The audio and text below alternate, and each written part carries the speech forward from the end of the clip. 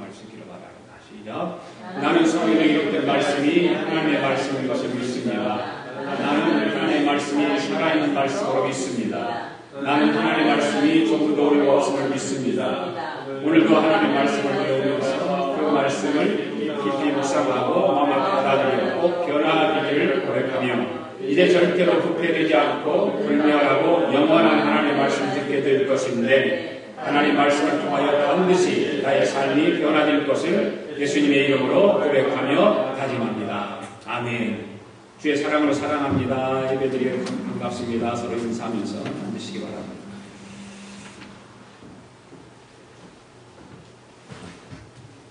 저는 요즘 TV 드라마를 하나 보는 게 있는데 사극 가운데 정도전이라는 드라마를 봅니다.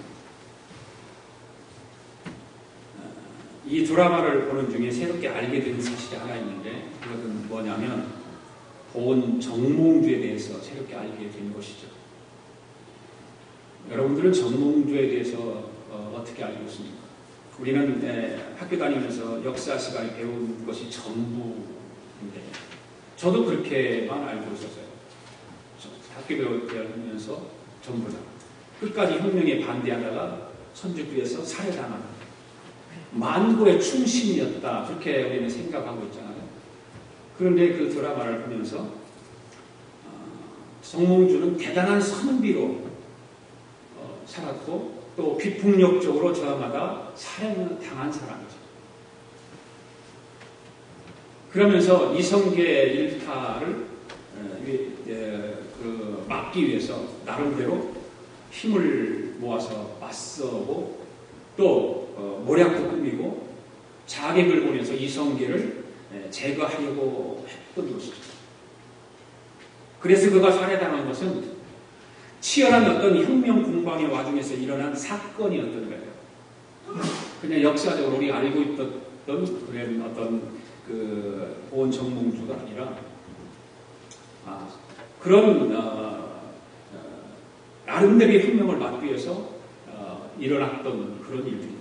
그래서 그가 살해당한 것은 바로 그런 저는 이 사실을 보면서 정몽주라고 하는 사람은 다시 보게 되고 또 흠과 티가 없는 만들어진 영혼이 아니라 치열하게 자기 신념을 지키고 갖가지 공과 사를 드러낸 실전의 영혼이라는 점이죠. 실전의 영혼. 네. 그러면서 정몽주를 좀 다시 좀 생각하게 됐고 또 이렇게 마음에 우리가 알고 있었던 정몽주가 아니었구나라는 것을 느끼게 되었던 것입니다. 또 저는 이게 성경을 이렇게 보면서 바울이라고 하는 사람에 대해서 늘 이렇게 생각을 합니다. 모든 목사들이 바울을 닮고 싶어 하죠. 바울 같은 그런 사역을 하기를 원하고 바울 같은 믿음을 갖기를 원하고 그렇습니다. 바울도 어쩌면 이런 제가 드라마를 얘기했던 정몽주와 같은 그런 사람이 아니었을까. 특별한 역사자로만 알아봤던 바울이에요. 그런데 모든 일에 완벽한 놀라운 역사를 이루었던 그야말로 실패를 모르는 완벽한 영혼 가운데 한 사람이 바울이었다라고 생각을 합니다. 그런데 바울을 이렇게 연구를 하고 바울에 대한 그런 것을 이렇게 생각하면서 새로운 사실을 또 발견하게 되는 거죠. 우리가 알지 못했던 성경이 기록된 대로 이렇게 보면 바울도 그렇게 역사 가운데 위대한 사람으로는 알고 있지만 바울도 역시 두려움 가운데 심이 떨었던 적이 있다는 거예요. 심이 떨었다. 두려움 가운데. 그게 성경의 말씀이 기록되어 있더라고요. 고린도전서 2장 3절에 보니까 내가 너희 가운데 거할 때 약하고 두려워하고 심이 떨었다. 이런 말씀이 있어요. 심히 두려움 가운데 떨었다. 바로 바울이 고린도에서 사역할 때 두려워했고 그 두려움 때문에 심이 떨었다는 것입니다. 고린도 사역이 그만큼 바울에게는 힘들었던 것입니다. 그리고 그곳에 사역을 할 때 자신감도 없고 어떻게 해야 할지도 몰라서 두려워 떨었다는 것입니다. 이런 것을 보면서 그렇게 우리가 성경을 통해서 알았던 바울이 아니었다. 아니구나. 그런 생각이 들어요. 그래 더욱 관심이 있고 도대체 왜 바울이 두려워 떨었을까? 어떻게 그 두려움을 극복하고 고린도에서 성공적인 사역을 감당할 수 있었을까? 그래서 오늘 본문을 보면 또 바울의 어떤 그 사역 여러 증거들을 보면 모든 것이 하나님의 은혜였다라고 고백합니다. 하나님의 은혜였기 때문에 그 두려움 가운데서 사역을 완성할 수 있었고 감당할 수 있었다라고 고백을 하고 있습니다. 그렇습니다. 우리는 하나님의 은혜로 사는 사람들인데 그 은혜가 있어야만이 우리도 역시 두려움 가운데 이길 수 있고 심히 떨림 가운데서 승리할 수 있는 것입니다. 그래서 오늘 본문의 제목을 하나님의 은혜라고 본문을 정했습니다. 여러분 모든 것이 하나님의 은혜입니다. 아멘? 네. 모든 우리 삶 속에 하나님의 은혜예요. 칭찬하는 것도 하나님의 은혜고 또 책망도 은혜고 성공도 은혜고 실패도 은혜고 건강도 은혜고 병드는 것도 하나님의 은혜로 알 수 있는. 요즘 한국의 국무총리 예정자가 원주리교회에서 여선교회의 어떤 선교 회원들을 모아놓고 특별 아마 특강을 한 것 같아요. 세미나 형식 그 어떤 설교도 아니고 어떤 여선교 회원들을 모으고 여러 가지 이야기를 했던 것 같은데 우리 기독교에서 말하는 것이고 얘기한 거예요. 교회 안에서 하는 거니까. 모든 것이 하나님의 뜻이었다. 일본의 침략도 하나님의 뜻이었고 6.25도 하나님의 뜻이었고 하여튼 그런 어떤 이야기를 하나님 뜻이라고 하는 것을 얘기를 한 것 때문에 국무총리 대정자가 지금 낙마가 될 가능성이 참 많아졌죠. 제가 지금 말하는 것도 아마 그런 비판하는 사람들에 걸리면 모든 것이 하나님의 은혜였다라고 말하는 것, 전쟁도 하나님의 은혜였고 질병도 하나님의 은혜였다라고 그 사람들이 들으면 저 역시도 비판의 대상이 될 수 있죠. 그런 사람들에게는. 그런데 우리는 성경을 보면 바울이 고백했던 것을 보면 모든 것이 하나님의 은혜였다라고 고백을 해요. 하나님의 은혜가 아니었으면 바울은 사역할 수 없었고 성공할 수 없었고 고린도에서 더군다나 사역을 마칠 수 없었던 것이죠. 그래서 우리는 하나님의 은혜는 언제든지 임한다는 사실이죠. 그 은혜 아래 내가 있었고 그 은혜 아래 내가 있고 그 은혜 아래 내가 있을 것이라는 그 믿음이에요. 지금까지도 내가 은혜 속에서 살아왔고 지금도 내가 살아가고 있고 앞으로도 은혜 속에서 살아갈 것이라는 거죠. 믿습니까? 오늘 본문 10절에 보니까 우리 다시 한번 읽어볼까? 10절 말씀 시작. 나의 가진 것은 하나님의 은혜로 되는 것이니 내게 주신 그의 은혜가 헛되지 아니하여 내가 모든 사도보다 더 많이 수고하였으나 내가 한 것이 아니요 오직 나와 함께 하신 하나님의 은혜로. 저는 이 10절 말씀에서 보면 은혜라는 말이 3번 나오죠. 나의 낮은 것도 하나님의 은혜였고 내게 주신 그의 은혜, 내게 주신 그의 은혜였다. 또 한 가지는 뭐냐면 나와 함께 하신 하나님의 은혜였다. 이 3가지를 말하고 있어요. 너무 좋은 말씀인 것 같아요.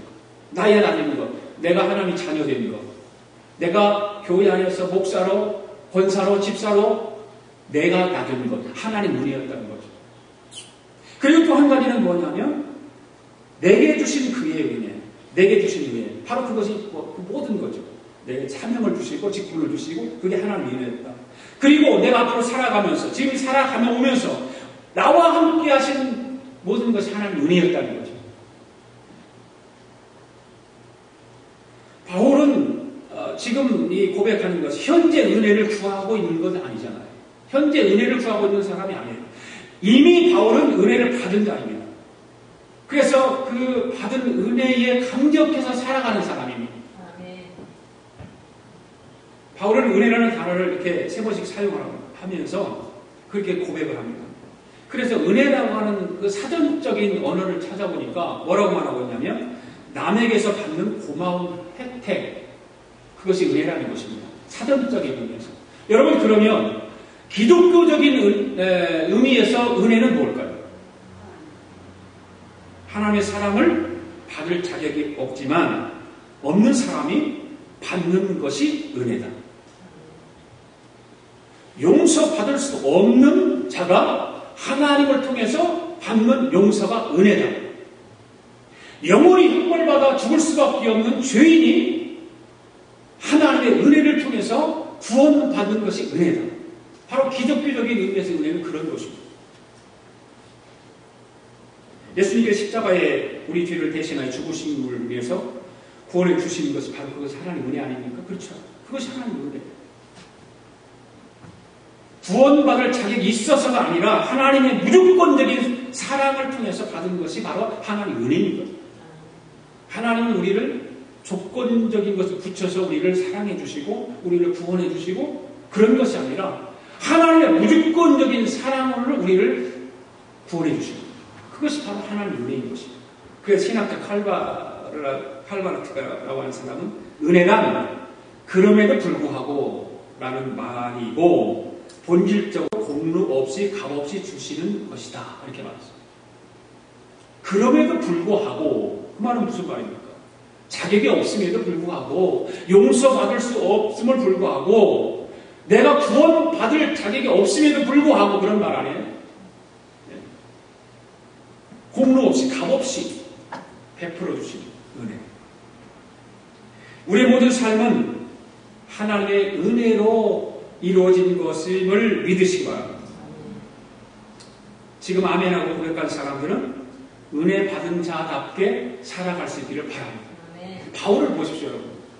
바울은 은혜 받기 전과 은혜 받은 후의 삶은 완전히 다릅니다. 은혜 받기 전에는 바울은 자기 자랑을 하고 다니고 예수님을 죽이려 했고 변론을 많이 했고 이런 일만 했잖아요. 지금으로 말하면 안티 기독교인들 것 같아요. 그런데 그가 예수님을 영접하고 은혜 받고 난 이후의 삶은 완전히 달라졌어요. 바울이 어떻게 달라졌을까? 우리는 은혜 받은 자로서 살아가기 위해서 어떻게 달라져야 됩니까? 첫째로 은혜를 깨달아야 돼요. 하나님의 은혜를 깨달아야 돼요. 10절 상반절을 봅시다. 시작. 그러나 내가 나린 것은 하나님의 은혜로 된 것이니. 바로 저와 여러분이 된 것은 하나님의 은혜로 된 것이다라고 하는 그 은혜를 깨닫는 자인 거예요. 깨닫는 거예요. 바울은 하나님의 은혜를 깨달았습니다. 오늘도 예배 드리는 저와 여러분들 하나님의 은혜를 깨달으시기를 바랍니다. 하나님의 은혜를 깨닫지 못하면 미련한 자죠. 그렇잖아요. 하나님의 은혜를 깨닫지 못한 미련한 자예요. 깨달음이 없으면 감사가 없어요.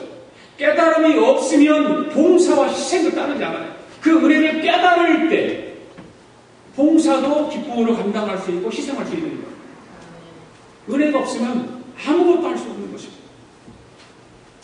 그래서 은혜를 깨달을 때 비로소 믿음도 생겨나고 순종도 이루어지고 헌신도 뒤따르게 되는 것입니다. 우리가 믿음 없이 어떻게, 은혜 없이 어떻게 하나님 일을 감당할 수 있습니까? 그래서 신한선 교수라고 하는 사람이 파이팅 파브라고 하는 그런 책을 쓰면서 그 글 가운데 내용이 레티 그레비트라고 하는 여성이 있는데 이 여성은 전신마비 장애인입니다. 그런데 그녀는 죽지 못해 살아가죠. 할 수 있는 일이라고 하는 뭐냐면 그냥 입으로 말하는 것과 듣는 것밖에 하는 일이 없어요. 할 수 없어요. 너무나도 힘들어서 자살도 시도해요. 근데 자살을 생각하고 그러는데 어린 딸이 하나 있는데 어린 딸 때문에 자살도 못해요. 그래서 좌절하면서 살아가는 그녀는 그녀가 생각합니다. 자기에게 유일하게 할 수 있는 것이 하나 있는데 그것은 발가락 한 개로 뭘 할 수 있다는 거예요. 발가락 하나. 그래서 발가락 한 개를 가지고 전화도 할 수 있는 거죠. 그래서 한 번은 전화를 걸어서 취직을 부탁합니다. 내가 이런 사람인데 전화국에서 교환수로 내가 일할 수 있습니다. 듣는 거, 말하는 건 할 수 있습니다. 그런데 이 이야기를 듣고 전화국에서 그를 채용합니다. 채용해서 일을 합니다. 16년 동안 거기서 일을 하면서 그 딸 아이 하나를 잘 키워서 대학까지 이렇게 공부를 시킵니다. 그리고 은퇴를 이제 직장으로 이제 은퇴를 하게 되는데 그런 사정들을 다 알고 있던 그런 기자들이 이제 은퇴한 그 여인에게 찾아와서 여러 가지 질문을 하죠. 그런데 그런 질문을 할 때 이 여인이 대답하는 게 뭐냐면 나의 하나님 참 좋으신 하나님, 은혜의 하나님을 고백해요. 나의 하나님은 정말 좋으신 하나님이고 내가 하나님의 은혜가 없었으면 여기까지 올 수도 없었다. 이런 고백을 합니다. 우리가 그렇잖아요. 남들이 볼 때 원망할 수밖에 없고 절망할 수밖에 없는 그 여인이 아니에요.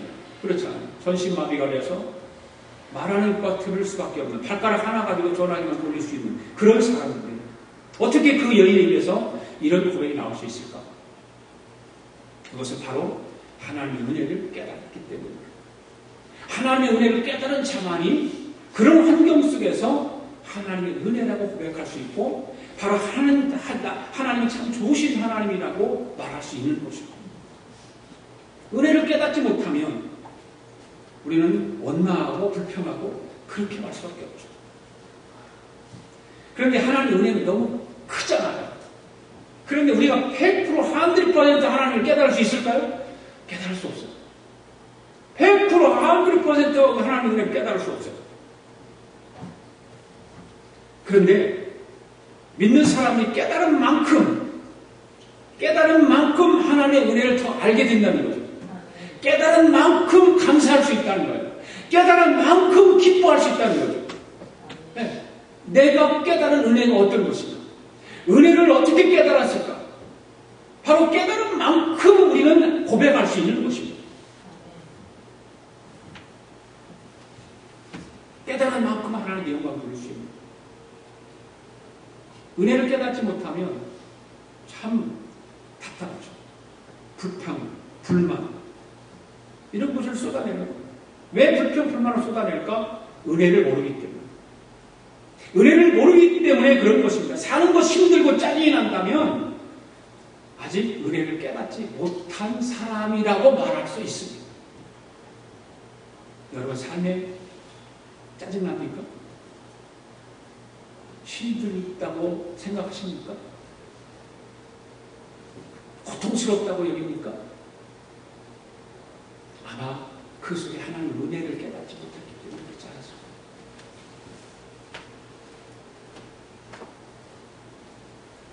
우리는 하나님의 은혜를 깨달아야 됩니다. 하나님의 은혜를 깨달으면 그 은혜를 통해서 놀라운 일들이 우리 삶 속에서 일어나는 것입니다.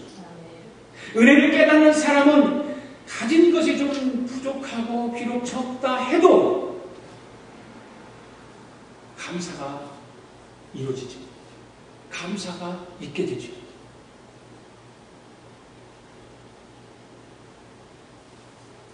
오늘 예배 드리는 저와 여러분들의 삶에는 이미 하나님의 은혜로 가득해 있음을 믿습니다. 우리 삶 속에 여러분들 삶 속에 하나님의 은혜로 가득 채워진 줄로 믿습니다. 그 은혜를 날마다 깨닫기로 생각하기로 기억하기로 그 은혜를 깨닫기 시작하면 모든 것이 하나님의 은혜인 것을 고백할 수 있죠. 이따 끝나고 찬양 불렀지만 나의 나된 것은 다 하나님 은혜라 한량없는 은혜 갚을 길 없는 은혜 내 삶을 내워싸는 하나님의 은혜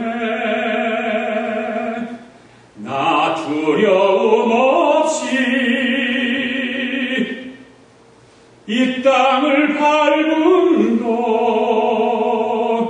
나를 붙드시는 하나님의 은혜 이런 아름다운 하나님의 은혜의 찬양 우리는 하나님의 은혜인 것을 고백할 때 이런 찬양을 통해서 하나님의 영광을 올리고 내 삶의 기쁨이 있게 되는 것입니다.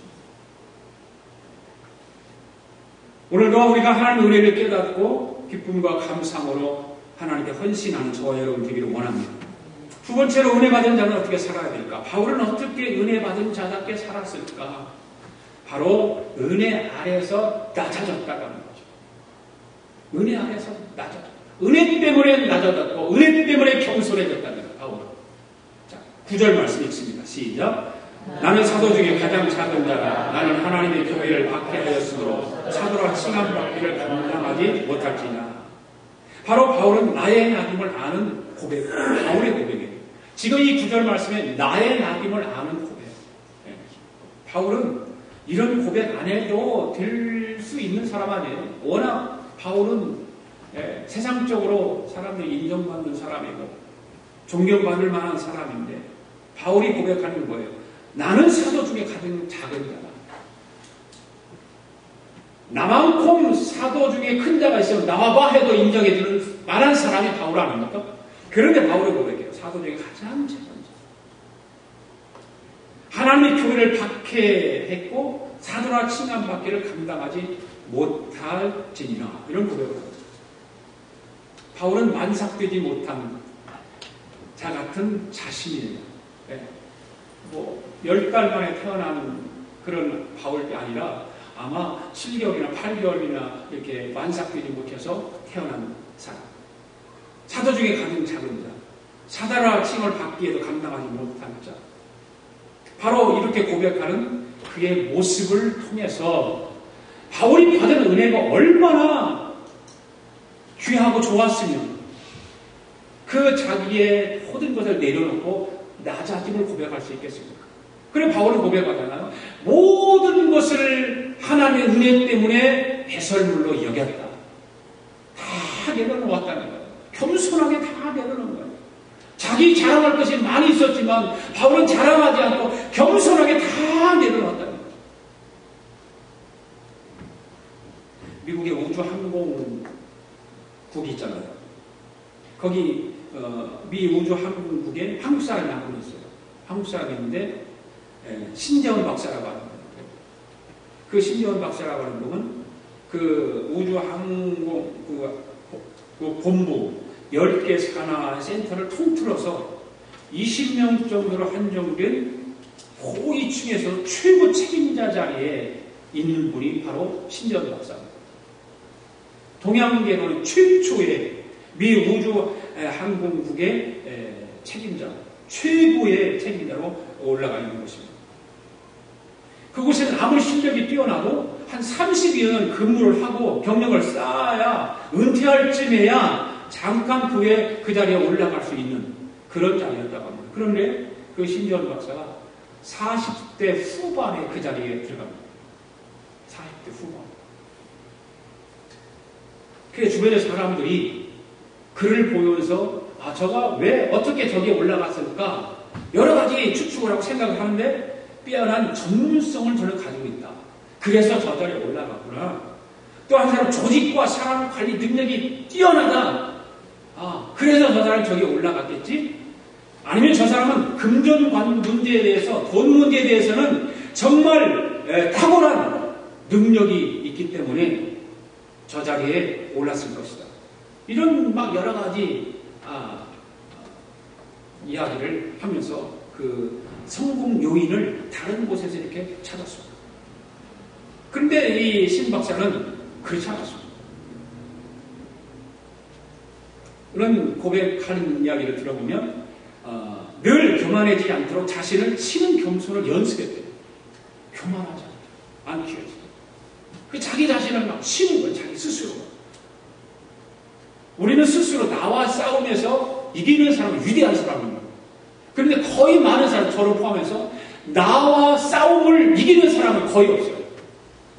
다 져요. 여러분 가만히 생각해 보세요. 자기 자신과 싸워서 이긴 것이 얼마나 뭐가 있나? 별로 없을 거예요. 자기 육신이 하고 싶은 대로 다 하잖아요. 내 생각하고 싶은 대로 다 하고 살아요. 거의 다. 하지 말아야 될 것, 절대 해야 될 이런 걸 거의 못하고 살아간다. 그래서 이 신 박사는 교만하지 않도록 자기 치는 겸손의 연습을 했다는 거죠. 그러면서 도무지 될 수 없는 자리를 주시니까 내가 뭘 잘했기 때문에 이 자리에 왔다는 생각은 전혀 하지 않았고 하나님의 전적인 주권으로 주신 자리이고 저에게는 너무나도 선명하게 다가오는 하나님의 은혜였다라고 하나님의 은혜. 그래서 신박사는 진실 하나님으로 된 것임을 알고 더 낮아지기 위해서 기도를 했는데 매일 아침마다 기도를 뭐냐면 하나님 저를 땅에 납작 엎드리게 하셔서 하나님 원하시는 대로 사용해 주세요. 이런 기도를 합니다. 그냥 땅에 납작 엎드려 교만하지 않기 위해서 그렇게 기도했다는 것입니다. 사랑하는 여러분, 이러한 모습이 바로 받은 바 은혜대로 사는 사람이 아닐까요? 받은 바 은혜로 자기 자신을 낮추면서 교만하지 않고 겸손하게 살아간 사람이 아닐까요? 하나님의 은혜를 알고 그 받은 바 은혜대로 살아가는 사람. 우리 모습은 어떤가? 자기 자랑에 능하죠. 자기 자랑이라는 거. 자식 자랑하고 손녀 자랑하고 사람 만나면 자랑하고 자기 자랑하는 거. 자기 의리를 앞세우고 자기를 높이는 데는 온 힘을 다 하잖아요. 다 해요. 요즘 세상은 그렇게 해야 살아간다라고 사람들은 말해요. 자기를 피하지 않고 자기를 알리지 않고 자기를 자랑하지 않으면 누가 인정해주지 않으니까 자기를 막 자랑하고 자기를 알리고 표현하는 것입니다. 그래야 다른 사람이 자기를 인정해준다. 그런데 우리는 기억하십시오. 나의 나인 것은 하나님의 은혜로 된 것이라는 사실. 내가 잘나서 된 것이 아니고 우리 가문이 좋아서 잘난 것이 아니고 모든 것이 우리 그리스도인들은 하나님의 은혜 때문에 내가 여기까지 왔고 내가 나 되었다라고 고백하는 것이죠. 내가 어디까지 이르렀든지 내가 좀 부유하든지 지식이 뛰어나든지 좋은 환경이 있든지 명예와 권세 자리에 있든지 모든 것이 하나님의 은혜였음을 고백하는 저와 여러분 되기를 원합니다. 그리고 겸손하게 낮아져야 돼요. 교만하면 하나님 싫어하셔요. 그래서 성경이 뭐라고 해요? 교만은 패망의 선봉이다. 네. 얼마나 하나님이 교만을 싫어하면 그런 말씀을 하시겠어요. 교만은 망하는 앞잡이. 그게 첫 번째 길이에요. 교만.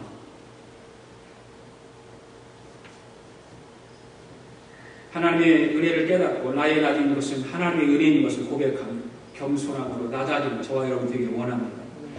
세 번째로 은혜 받은 자는 어떻게 살아야 될까? 바울은 어떻게 은혜 받은 자로서 살았을까? 바로 은혜로 수고했어요. 수고를 은혜로 했어요. 네. 억지로 한 것이 아니고 누가 막 시켜서 하는 것이 아니라 은혜로 했어요. 은혜. 자, 10절 하반절 읽어볼까요? 시작. 내게 주신 그의 은혜가 헛되지 아니하여 내가 모든 사람보다 더 많이 수고하였으나 내가 한 것이 아니라 오직 나와 함께 하신 하나님의 은혜로라. 할렐루야. 내가 한 것이 아니라 모든 것이 하나님의 은혜였다라고 바울을 고백하고 있습니다. 여기서 수고라고 하는 헬라어는 코피아라고 하는 단어입니다. 코피아. 이 코피아라고 하는 단어는 무슨 뜻이냐면 탈진할 정도로 노력하다 이 말이에요. 이 수고라고 하는 단어, 코피아라고 하는 단어는 탈진할 정도로 노력하는 것입니다. 여러분 주를 위해서, 하나님 교회를 위해서 여러분 탈진할 정도로 수고해 본 적이 있습니까? 내 몸이 탈진 상태에 이를 정도로 하나님을 위해서 수고해 본 적이 있냐고. 바로 우리 은혜가 아니면 할 수 없어요. 하나님의 은혜가 있어야만이 그걸 할 수 있어요. 감당할 수 있어요.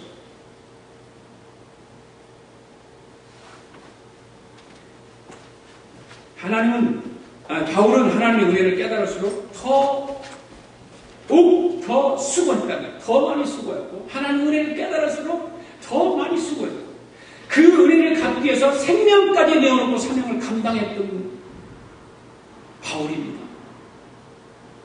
우리는 과연 은혜 때문에 우리의 생명을 하나님과 드릴 정도의 그 탈진할 정도, 탈진까지 하면서 수고할 수 있을까? 그런데 하나님의 은혜로 수고를 하면요 전혀 힘들지 않아요. 전혀 힘들지 않아요. 은혜로 일을 하면, 이 은혜 가운데 수고하면 전혀 고통스럽지 않습니다.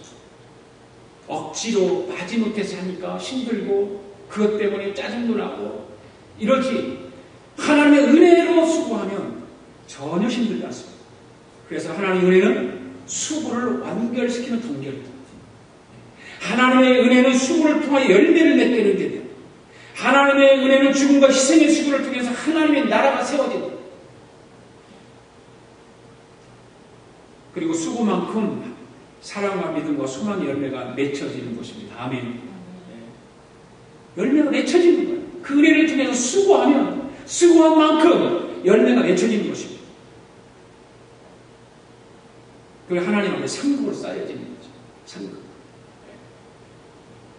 지난 주일날 계시록 설교를 하면서 우리의 기도가 하나님 보좌 앞에 차곡차곡 쌓이듯이 우리가 하나님을 위해서 하나님 영광 앞에서 수고하면 그 수고 헛되지 않고 차곡차곡 상급으로 쌓여지는 거예요. 모든 사람들은 목적을 가지고 살아요. 어떤 사람은 포커스가 돈을 포커스에 목적을 두고 살아가는 사람은 의외로 상당히 많습니다. 오직 돈. 그런 사람 상당히 많아요. 돈이라면 막 물불 안 가리고 돈 하게 사는 사람이 있어요. 그리고 권세. 정치하는 사람들, 정치하는 사람. 그 다음에 어떤 내 육신의 즐거움을 쾌락. 거기에 목적을 두고 살아가는 사람. 내 육신이 즐거운 일이라면 그냥 물불 안 가리고 다 이렇게 뭐든지 목적을 정해놓고 살아갑니다. 그러나 어떤 목적보다 우리는 하나님을 위한 목적이 분명해야 될 줄로 믿습니다. 하나님을 위한 목적.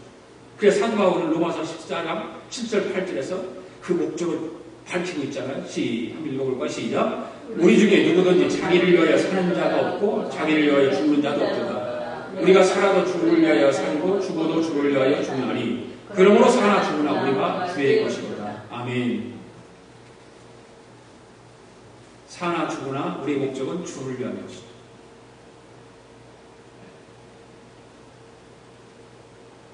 우리 중에 바로 그리스도인들 중에 예수 그리스도를 구세주로 고백하는 사람들 중에 누구든지 자기를 위하여 사는 자가 없다는 거예요. 자기를 위하여 죽는 자도 없고 우리가 살아도 주를 위하여 죽어도 주를 위하여서 죽으나니 그러므로 사나 죽으나 우리가 주의 것이로다. 믿습니까 여러분? 하나님을 위해 살지 않는 인생은 의미가 없다는 그런 고백이죠. 그러므로 하나님 위해 살아야 하고 죽는 것도 하나님 위해서 죽는 수고를 아끼지 말아야 돼요. 그야말로 하나님의 은혜를 받은 자의 진정한 모습입니다. 이것은 진정한 모습, 하나님의 은혜를 받은 자의 모습. 우리가 모두가 좋아하는 찬송은 나의 갈 길 다가도록 또 예수를 나의 구주 삼고 이런 등등의 찬송가 중에 파니 크루스비라고 하는 그 여자가 쓴 찬송시가 참 많아요. 찬송 가운데. 그는 평생 9천여 편의 찬송시를 썼어요. 9천여 편. 어마어마하죠. 9천여 편의 찬송시를 썼다고 하는 것입니다.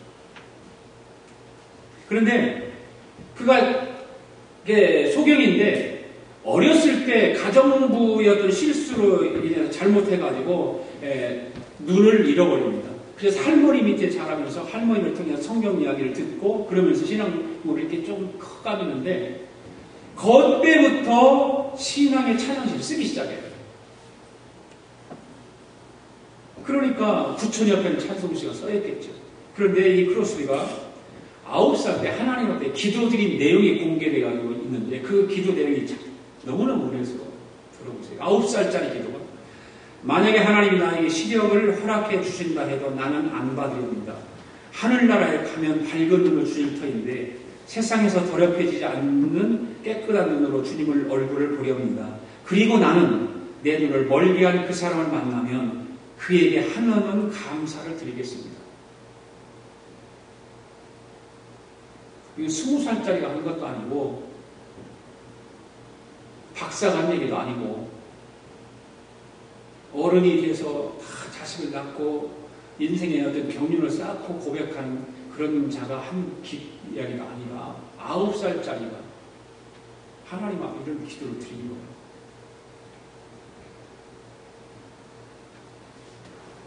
그 어렵고 힘든 상황에서도 원망 대신에 감사와 자족할 줄 아는 그런 생활을 통해서 하나님의 은혜를 받은 자의 고백이 아닙니다. 어리지만 9살짜리지만 어려서부터 할머니를 통해서 신앙교육을 받고 그래서 어려서부터 신앙교육이 중요하다 그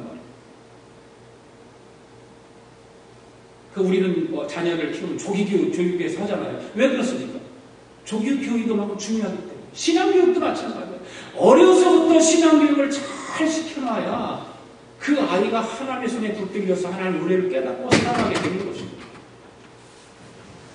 사랑하는 여러분, 하나님의 은혜는 능력입니다. 할렐루야. 하나님의 은혜는 변하게 하는 힘입니다. 하나님의 은혜는 사람을 바꿔놓는 힘입니다. 하나님은 세상을 바꾸고 가치관을 바꾸고 인생관을 바꾸고 운명까지 바꾸는 은혜인 줄을 믿습니다. 하나님 은혜를 통해서 모든 것이 우리는 바뀔 수 있습니다. 하나님 은혜가 없으면 이 세상은 험악하고 삭막하고 하지만 그럼에도 불구하고 하나님의 은혜가 있기에 세상은 이 정도로 살아갑니다. 더 악하지 않아요. 변하지 않은 옛 모습 그대로 가지고 더 이상 하나님 앞에 서지 말아요. 하나님의 은혜를 받은 자라면 옛 모습에 대해 있어서는 안 됩니다. 옛 삶에 그냥 있어서는 안 돼요. 지금 저와 여러분에게 주어진 사명을 마지못해서 억지로 감당하고 있지는 않는가. 아니면 억지로는 아니지만 타성에 젖어서 아무런 감동도 없이 형식화되어 예배드리고 있지는 않는가. 한번 우리는 생각해 보아야 할 필요가 있습니다. 그래 우리는 나 자신을 돌아봐야 돼요. 내가 하는 주님의 일이 은혜로 하는 것인가? 또 그 아닌가? 만약에 주님의 은혜로 하는 것이 아닌 것 같다고 생각이 든다면 우리는 은혜의 자리로 나와야 돼요. 하나님의 은혜를 사모하고 그 은혜의 자리를 깨달아야 돼요. 그 은혜를 다시 회복해야 되는 것입니다. 우리는 바울과 같이 나의 낮은 것은 하나님의 은혜로 되었다라 고백할 줄 알아요. 내가 여기까지 오게 되는 것, 내가 이 자리에 있게 되는 것, 내가 지금 하나님의 그 일을 위해서 헌신하고 봉사할 수 있는 것 바로 하나님의 은혜다. 고백할 줄 알아요. 사랑하는 성도 여러분, 이 한 주간도 하나님의 은혜로 더 수고 많이 하여서 오직 주님께만 영광 돌리며 살아가는 복된 성도들 되기를 바랍니다. 기도드리겠습니다. 하나님 아버지 감사합니다. 하나님의 은혜로 구원해 주셔서 오늘까지 하나님의 은혜로 살아오게 하심을 감사드립니다. 날마다 하나님의 은혜 가운데서 주님의 이름을 찬양하는 나의 나된 것은 하나님의 은혜라고 고백하며 살아가는 우리 모든 심령들 되도록 은혜를 채워주시옵소서. 오늘 말씀 가운데 바울처럼 예수님을 만난 이후의 모든 삶을 하나님의 은혜를 깨달으며 살아가게 하시고 하나님의 은혜 가운데 언제나 겸손하게 낮아져서 남을 섬기며 살아가는 우리 모두가 되도록 은혜와 은총을 더하여 주옵소서. 주님의 교회 안에서 우리에게 허락하신 사역들을 감당할 때 항상 하나님의 은혜를 기억하면서 사역을 감당하도록 성령님께서 인도하여 주시옵소서. 감사드리며 예수님의 이름으로 기도드립니다.